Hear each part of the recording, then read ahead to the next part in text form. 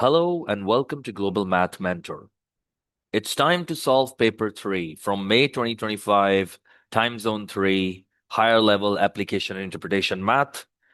Before we begin, I just want to tell you that paper 3 is very different from paper 1 and 2.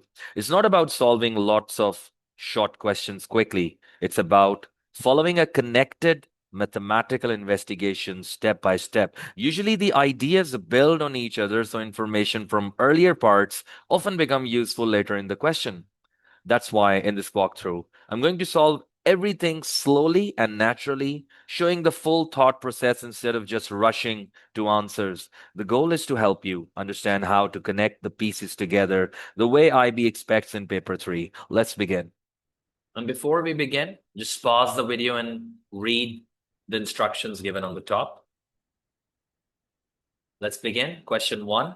It's a 28-mark question. You'll notice paper 3 usually starts with a real world investigation heading like this.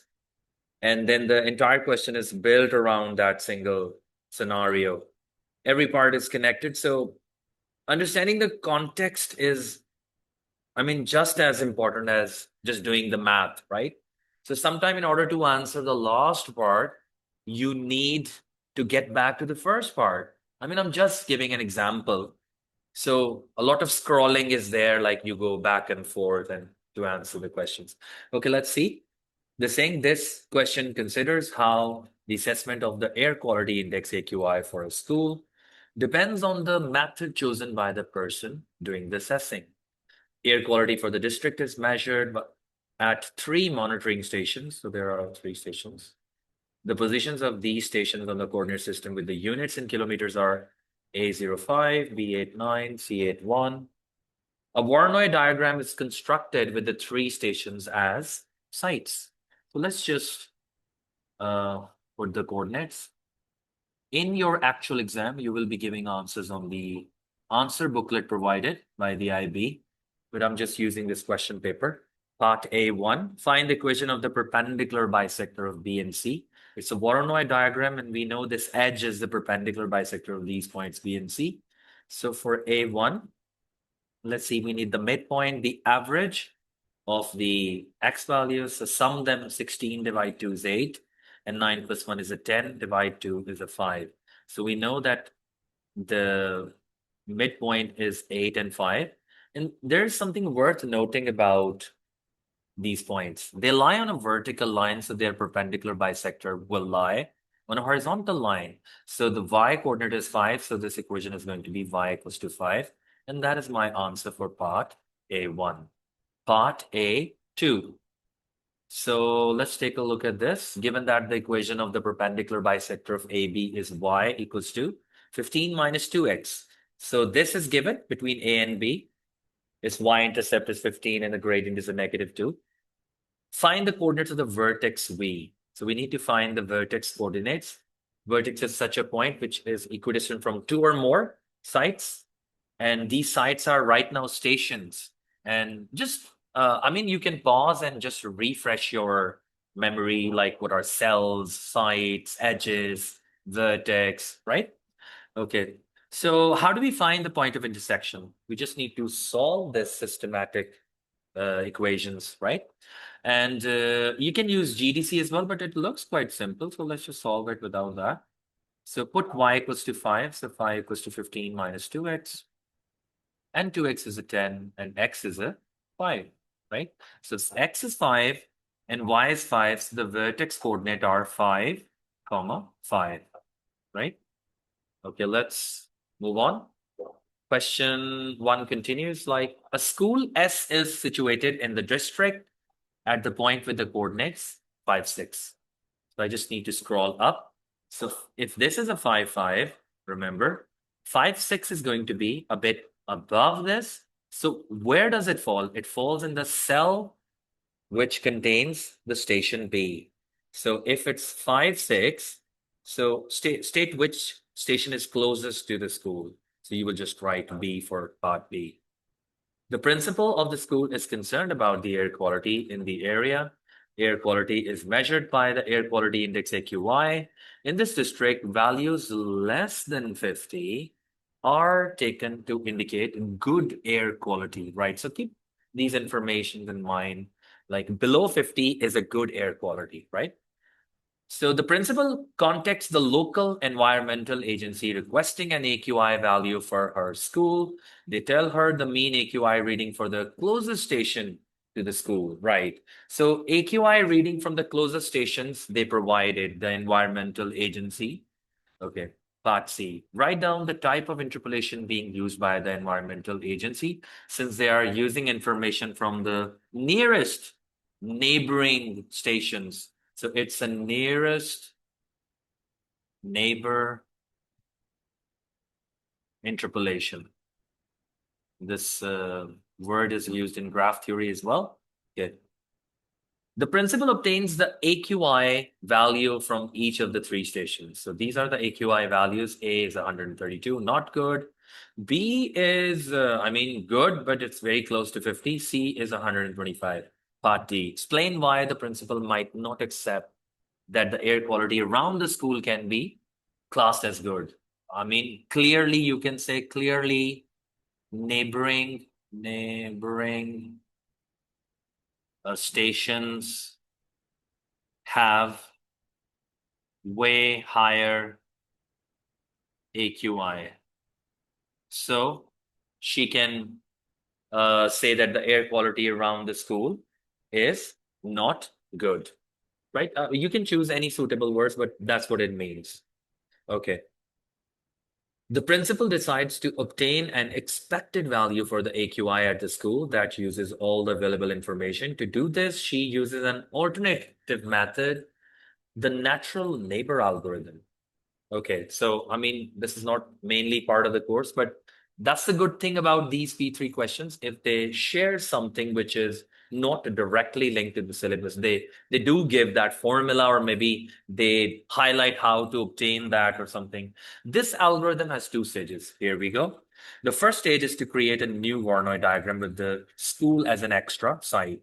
So we can see it's made over here. This is shown in the following diagram, with the edges of the previous diagram shown by dashed lines. So we know that like a school is now a new site, right? As a cell.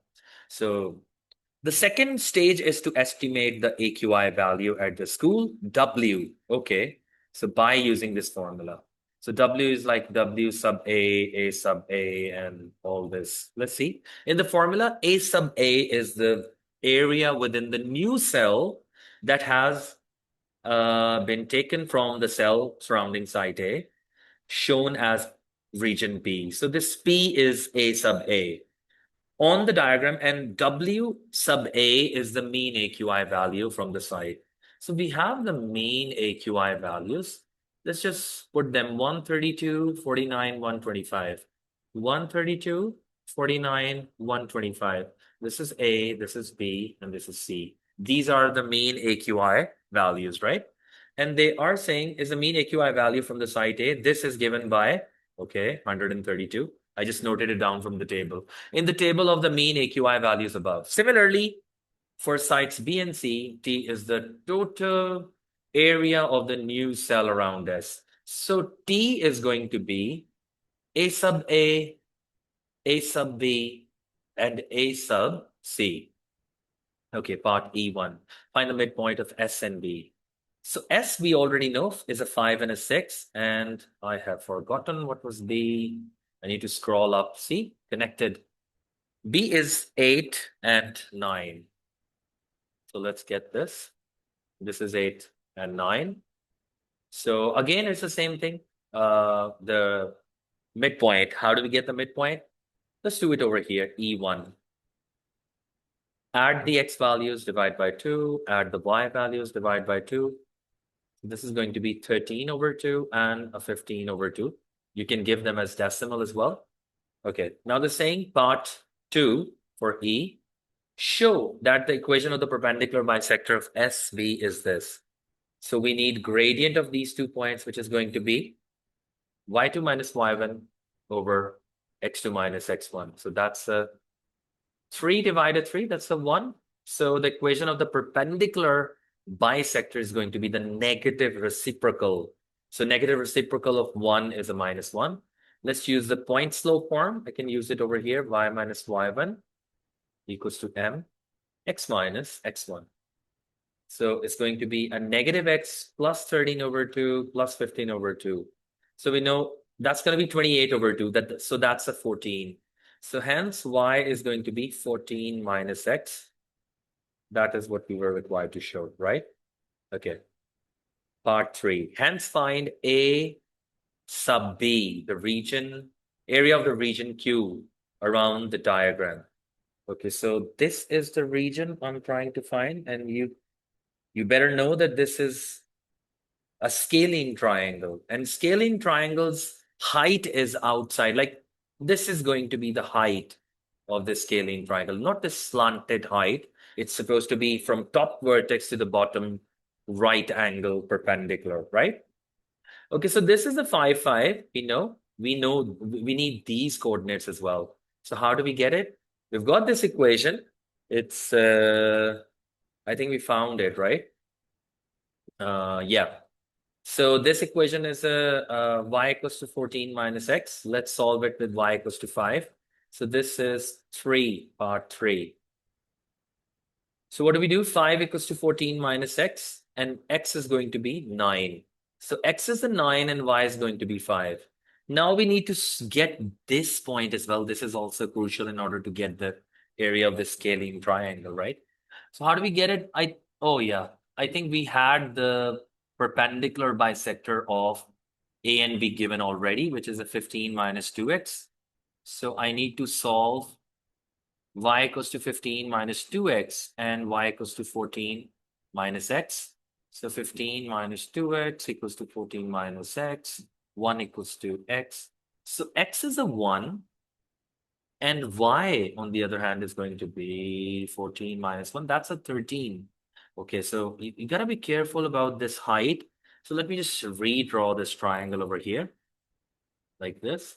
So I mean, this is a 9, 5, and this is a 5, 5. So the base is going to be 4. And the perpendicular height, since this is a 1 and 13, and that's a 5. So 13 minus 5 is going to be 8, right? So in order to get this scalene triangle's area, I just need to apply half times base times height. It's 2 4s are 8. I'm getting 16 unit square, right?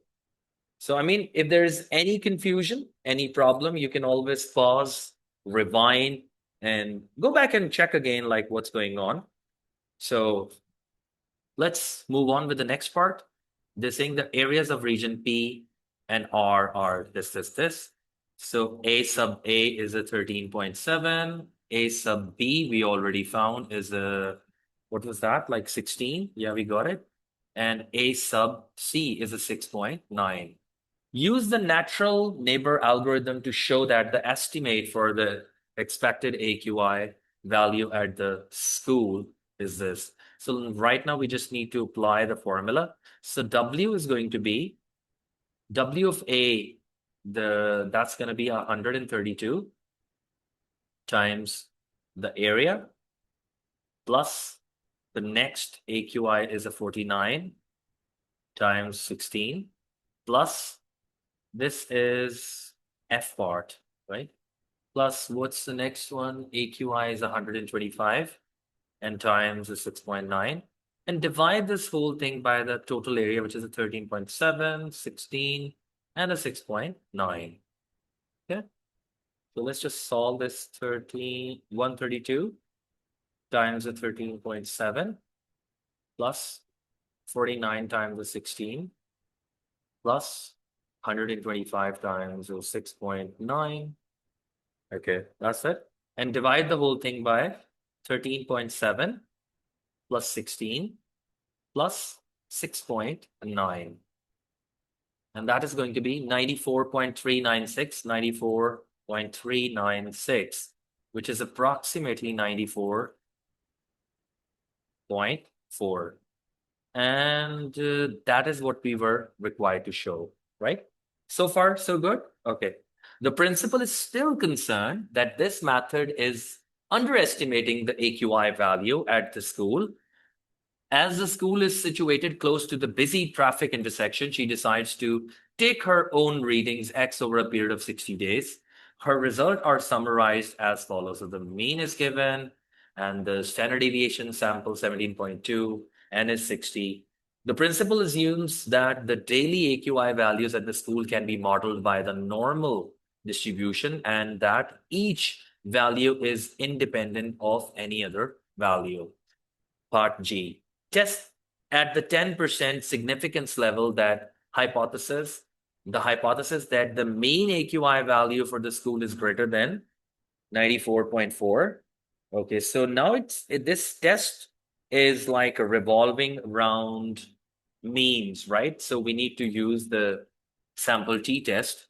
So it's going to be, let's see, state clearly the null and the alternate hypothesis and the conclusion of the test.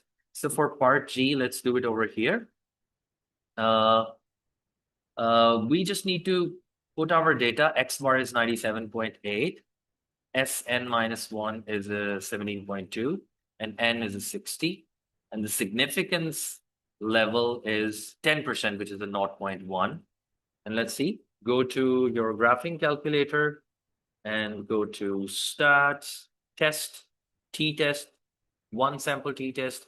So they're saying, okay, I need to put my null and the alternate hypothesis. So what is H naught going to be, right? They are saying AQI value of the school is greater than 94.4. So H naught is always like the mean is 94.4, and H1 on the other hand is in this case is greater than 94.4. So it's a one-tailed t-test, remember? So when sometimes it's a two-tailed t-test when it's either mean are equal or mean is not equal, right? Okay, so let's go. And I need to put a greater over here, so because mean is greater than the other mean. And what's your initial mean? It's 97.8. Let's put in the okay, yeah. So sorry, my bad. That's a 94.4, the main H naught, right? Okay. So now they're saying, what is your X bar? It's 97.8. So this can revise your t-test as well. So we've got the standard deviation sample, standard deviation 17.2. That's it. And N is 60. Okay. I've got every information added. Let's go and execute. So there are a lot of things, but we just need the P value right now. So P value is 0.06553, right? So it's 0.06553, which can be given as the P value, three sig figure can be given as 0.0655. And now we need the conclusion part. This is below 0.1, right? So there is sufficient evidence to reject H naught in favor of H1. Hence, you can say that the mean will be greater than 94.4. So I've concluded my test as well. All right. So make sure you use the context of the question. Like, don't just say reject H naught since that. Give evidence like what is it? So they were testing like either the mean is 94.4 or mean is greater than 94.4.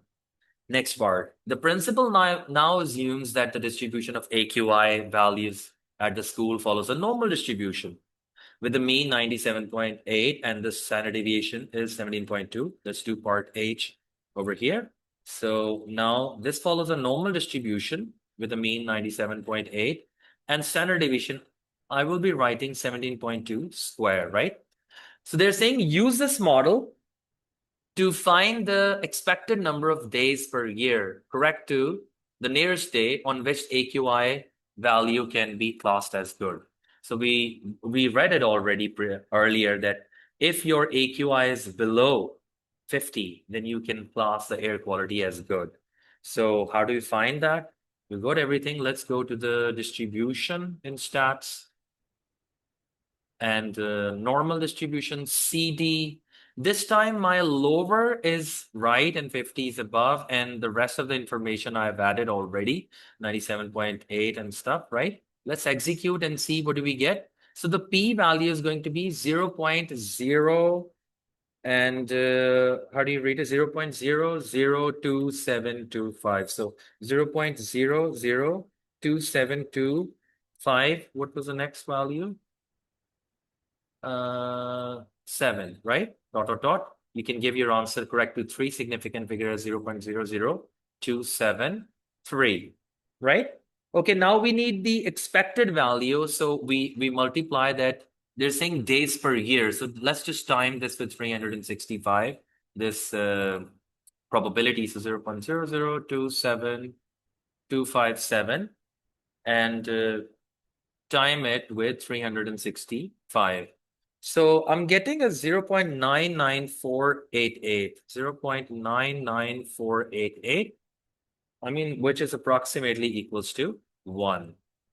And that's it for the first question. And question 2, it's a 27-mark question. George is researching the growth in the number of electric vehicles, EVs, in the European Union in order to investigate some of the difficulties that might arise if the target of banning sales of all petrol and diesel cars in 2035 is to be met. Okay, so that's the case scenario. George begins his research by predicting how many electric vehicles, EVs, will be in the European Union in 2035.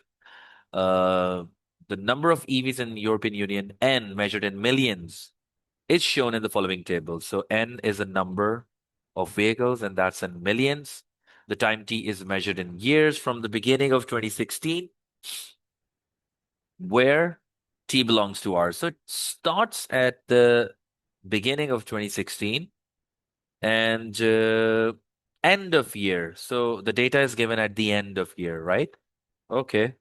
So that's the base value should be like 2015. And then at the end of the first year, it's 0.2 million. And then second is 0.3 million. You can see the data.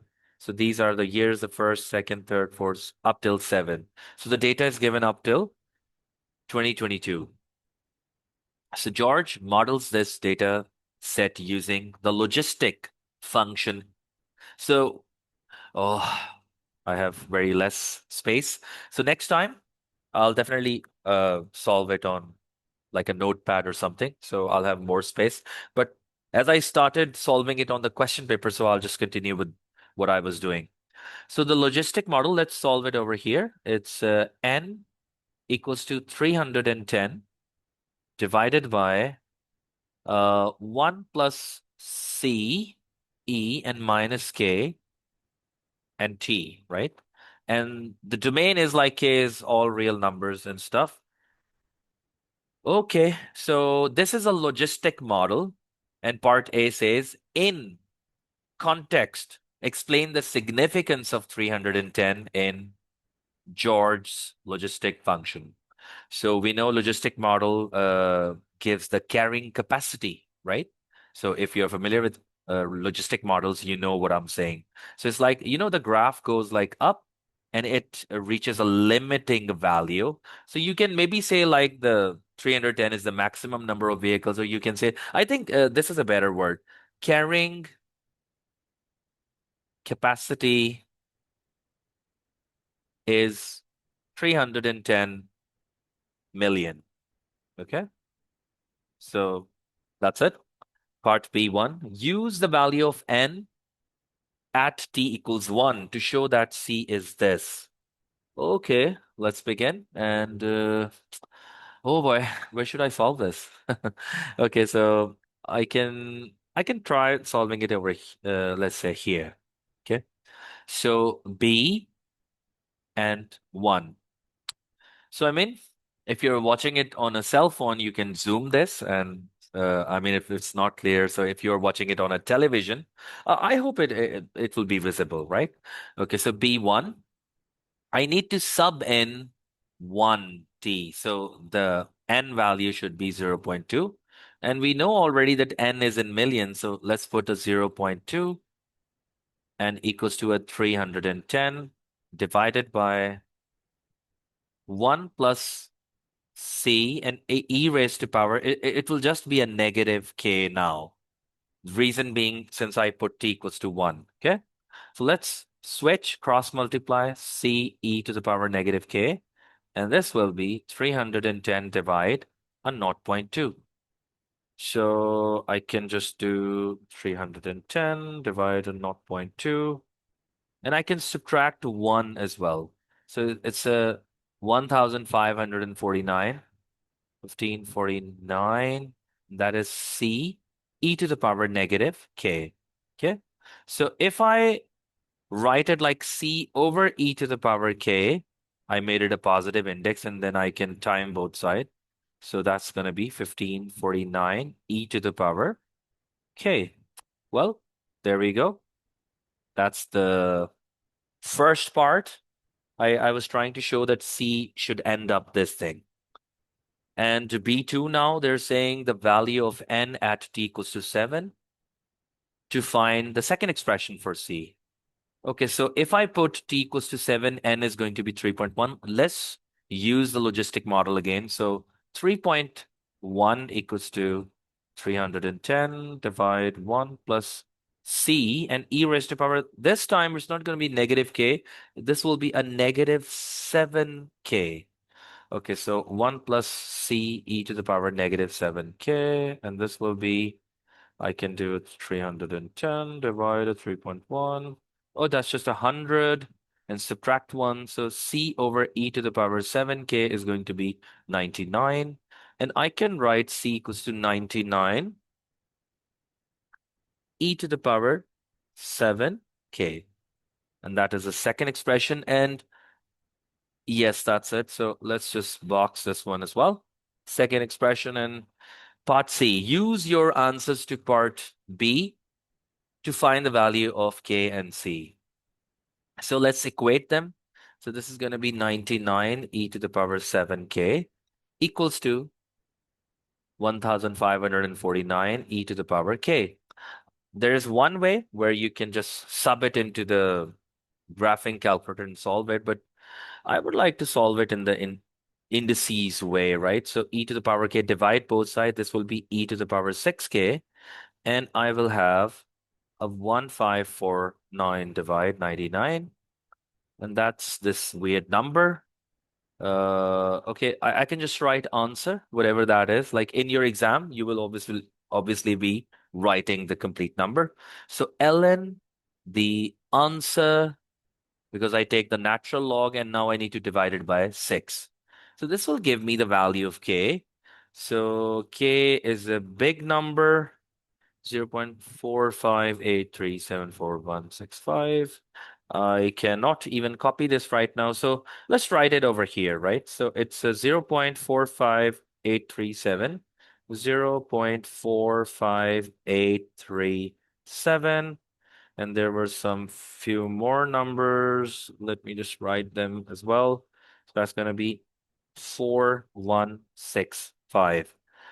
You know what I have observed basically about these questions? I know I'm supposed to give my final answer as a three significant figure, which will be 0.458. I can box this. But if I use this rounded 3 sig value into the later parts, my final answers will deteriorate. And I hope you know this means premature rounding error.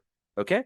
So if I have this value, let's sub it over here and get the value of C as well. Okay. So I'm going to be doing, this is the value.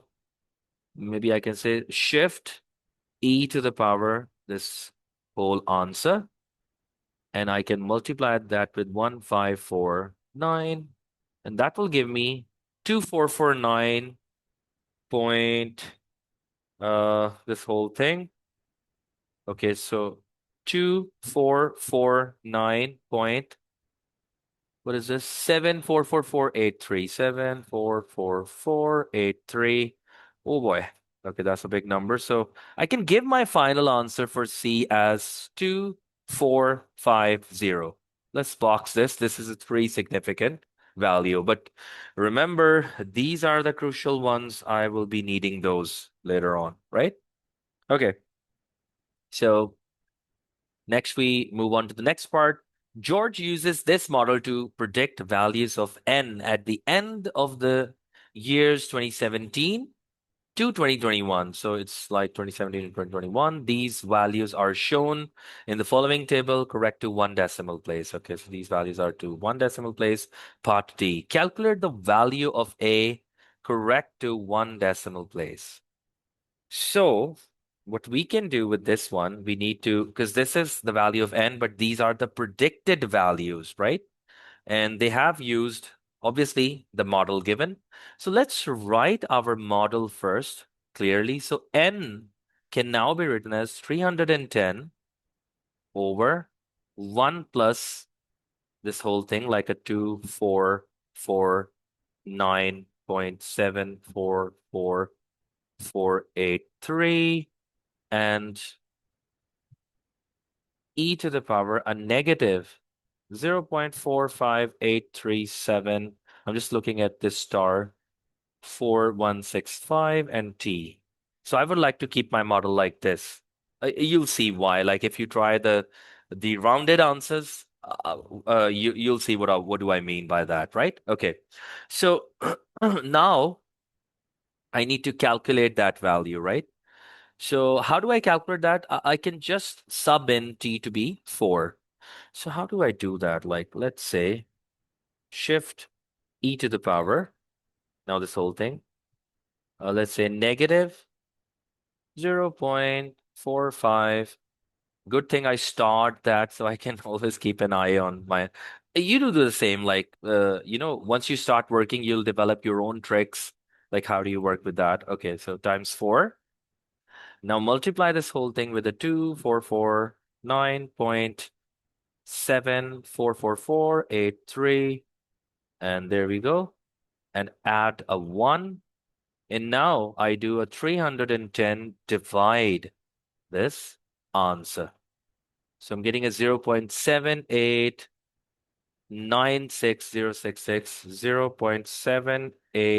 0.789666, and 132, 132.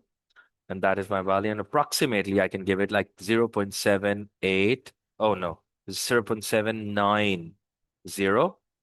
Oh, so I need A correct to one decimal place. So my bad, I should just write it. I forgot that it's not a three significant. It's going to be 0.8. So A is a 0.8. All right. Okay, so let's take a look at the next part. So part E, using the value of A correct to one decimal place, find the sum of the square residues S S sub RES when using this model to predict the values of n. So if you have forgotten, like what does the sum of square residue mean actually in the sense? So I mean, it means like predictions are like closer to the actual values or they are farther away. This is what they are trying to say. And residual is basically actual minus the predicted, right? So the formula that we used and teach in the IB is like sum of the squared residuals, right? So it's like the actual minus the predicted. So you can note it down somewhere. Unfortunately, it's not given in the formula booklet. So let's see, like I can calculate this way. Okay, so the difference of this D 0.3 and 0.3 is a 0. Let's just square it. And difference of these, I know it's a negative 0.1, but the difference, I mean, it doesn't matter when you square it. Okay, I can write 0.1 and square. And plus this difference is going to be since it's a 0.8, so it's again going to be a negative 0. What did I get for this one? 0.6, and that's a 0.8. Right. Okay. So let's get this. I'm gonna be writing 0 square. I got that right. This, and that is gonna be a negative 0.2 squared.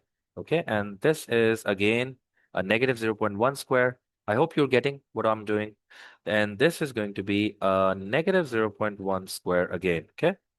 So, I mean, the negative doesn't matter. I can just do the 0.1 square and I can multiply this. How many do I have? A 3, right? And I can add a 0.2 square. So I'm getting a 0.07 for this part. And they're saying when using this model to predict the values of n. Okay. So now we need to predict it as well, right? So let's see. One decimal place, find the sum of squares when using this model. Okay, right. That's it. That's the answer for part A. Let's move on to the next part. As a measure of how well the model fits the data, George uses the error function E. You see, in the previous question as well, they gave you like a new kind of an algorithm. So interpolation. So whenever they give something new, they give you a formula for that. So just like the error function is not like which we use generally in the IB. So they have given the formula. So and n is the number of predictions made using the model. So George decides he will use this model if e is less than 0.25. Okay, let's go. So we can, by finding the value of e for George's model, show that George will decide that the model can be used. So how do we calculate E? This is going to be easy since I already calculated this 0.07. And I have the number of predictions as well. So the number of predictions are 1, 2, 3, 4, 5 for just 5 years, right? So let's get this number in the calculator divided by 5 and shift square root answer. And I'm getting this weird big number, and that is a 0.11832, 0.11832 dot dot dot. And this number, by the way, is it less or more? They're saying decides he will use the model if e is less than this. Oh yeah, and it is less than 0.25. So you can say yes, George can use the model, right? Okay, there we go. Part G. Use the model to predict the number of EVs in European Union at the end of 2035, right? So we need to predict this on the basis of the model that he made, right? So use the model to predict the number of EVs in the European Union at the end of 2035. So what do you think? So like it started somewhere 2016 was the first year. It wasn't the base value. Oh, okay. So you need to substitute n equals to 20 into your data set, right? So let's see. If you put n 20, you can use the model to predict EVs in the European Union at the end of 2035, right? So sorry, not N to be 20. It's going to be T equals to 20. So let's go find that. I'm going to be using this model now. And this is going to be a big one. Let's see. So I start normally with the exponential function just to be on the safer side. So minus 0.458374165 times the 20. You get it. Why am I using 20? Because prediction in 2035, starting by since the base value is not 1, it's 0. So start somewhere 2015, the idea, and since 2035. Okay, so what do we do in this part? We just need to put the value and that's it. And time it with 2449.7 44483. Just by looking at it, I think it will be a bit boring, but I would really encourage you all to just download maybe this exam, the time zone and stuff. So you can just download it and start solving it with me. So even if you want to solve it yourself, you can check my work, right? Like later. Okay, so let's see. What do we get now? So I've added that thing. So 310 divide, let's say answer. And I'm getting 246 something. So what can be said about this thing? So you can say that this is, where should I give my answer? 246.87398739. So approximately you can say 247 million. All right. So that's going to be in 2035. That's it. Let's move on. Okay, so what's next? They're saying one of the main difficulties in meeting the European Union target is the provision of sufficient public charging points. Okay, we get it. So that's a problem, the charging points. The European Union estimates that 80% of the car owners will be able to charge their cars at home, and the remaining 20% will require public charging points. It is planned to have one public charging point for every 10 cars that require them. Okay.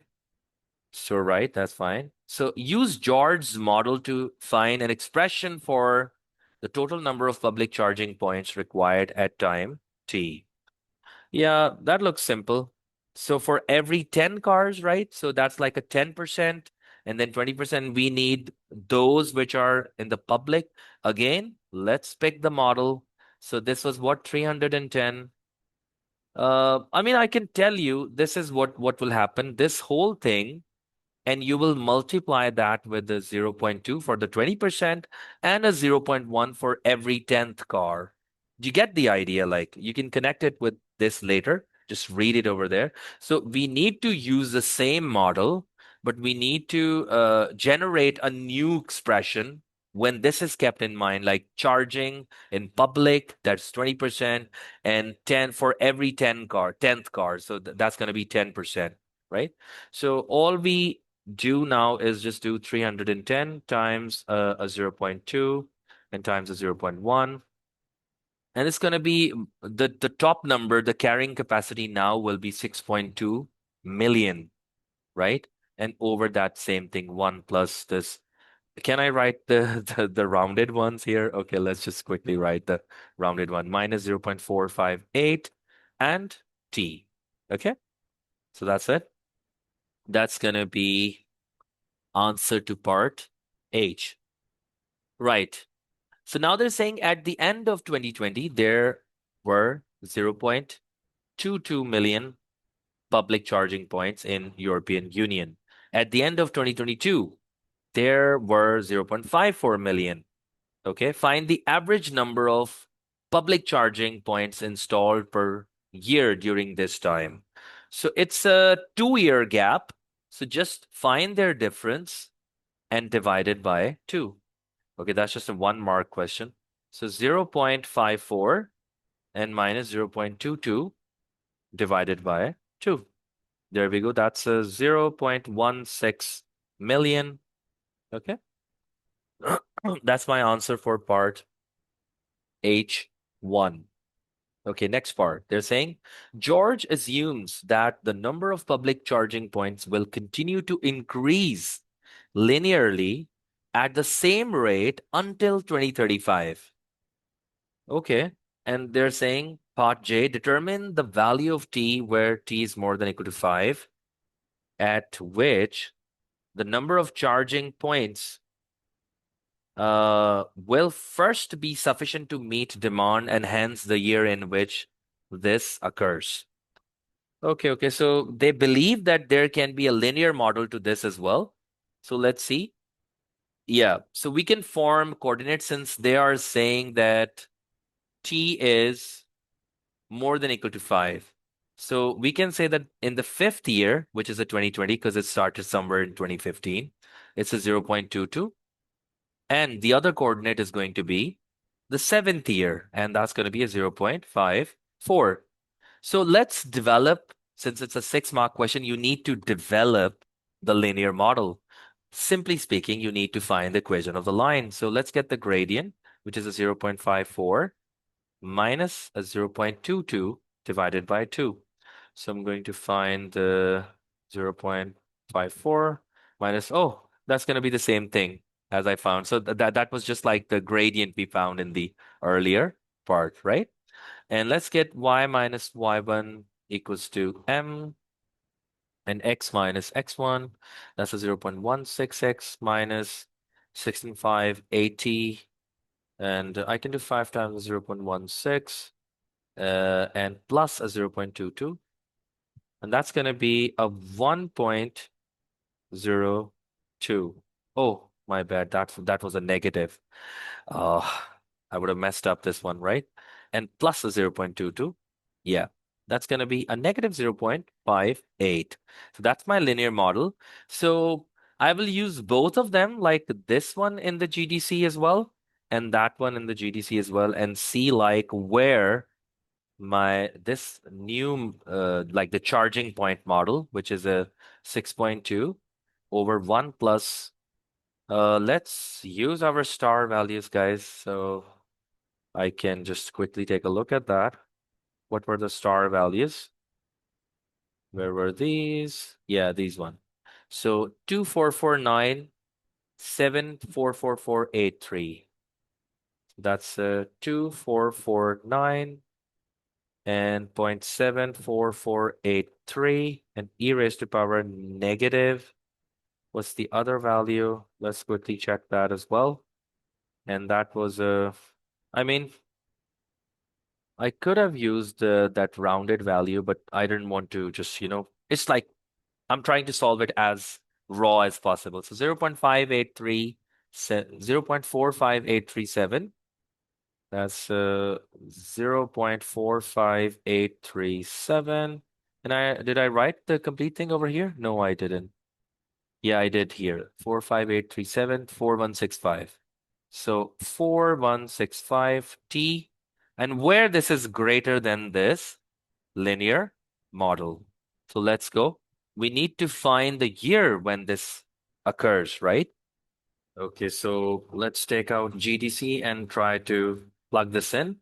6.2 divide by 1 plus 2449.744483 and shift e to the power, this whole thing, which is a negative 0.45837416x and bracket close, and that's it. And the other one is 0.16 x minus 0.58. So let's see. We've got a graph and we just need to check G, solve intersect, but not this one since it's after 2022. So I'm getting 15.14926, so 15.14926 something something. So it started 2015, or you can say, yeah, so 2015 and 15, 2030. Oh, right. So it's above that. So 2031. This one will be the year. Oh boy. And that was it for this exam. And in the end, I just want you to know that a lot of students, and honestly, sometimes even teachers, I'm honest about it, find IB AI HL paper 3 questions long or repetitive.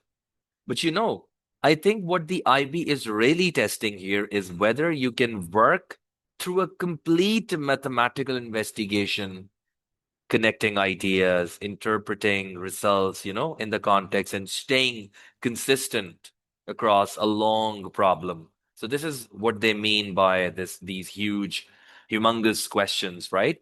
Keep following for more useful resources. This is Global Math Mentor over and out.